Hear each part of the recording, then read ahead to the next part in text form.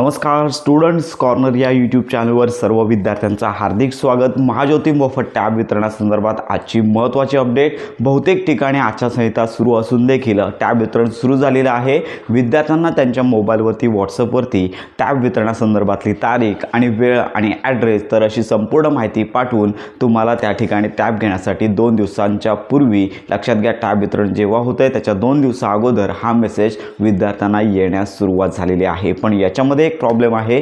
काल एका विद्यार्थ्याने आपल्याला मेसेज केला होता, तर याच्यामध्ये विद्यार्थ्याचा जिल्हा बीड आहे आणि त्या विद्यार्थ्याला 400 ते 500 किलोमीटर अंतरावरती म्हणजेच यवतमाळ या ठिकाणी त्याला अशा विद्यार्थ्याला टॅब घेण्यासाठी बोलवलं आहे। तर अशा प्रकारची एक महत्त्वाची माहिती समोर येत आहे। तर बहुतेकशा विद्यार्थ्यांना आणि यापूर्वी देखील प्रत्येक जिल्ह्याच्या समाज कल्याण ऑफिस या ठिकाणी हे टॅब येत असतात, पण याच्यामध्ये अशा प्रकारची माहिती सध्या विद्यार्थ्यांना येत आहे। त्यामुळे 400 ते 500 किलोमीटर एवढं रनिंग विद्यार्थ्यांना कडणं कठीण आहे। त्यामुळे अशा प्रकारे तुम्हाला जर प्रॉब्लेम येत असेल तर त्या मेसेजमध्ये हेल्पलाईन देखील आहे आणि महाज्योतीची हेल्पलाईन देखील आहे। या ठिकाणी तुम्हाला कॉल करायचा आहे जेणेकरून तुम्हाला या संदर्भात मदत होण्याची शक्यता आहे। पण लक्षात घ्या, अशा प्रकारे जे टॅब वितरण आहे एका जिल्ह्यातून दुसऱ्या जिल्ह्यामध्ये अशी संख्या फारच कमी असते, पण याच वेळी अशा प्रकारची घटना झालेली आहे। त्यामुळे साधारणतः इतर विद्यार्थी आहेत आपल्याला मेसेज करत आहेत, अशा विद्यार्थ्यांना त्यांच्या जवळच्या असणाऱ्या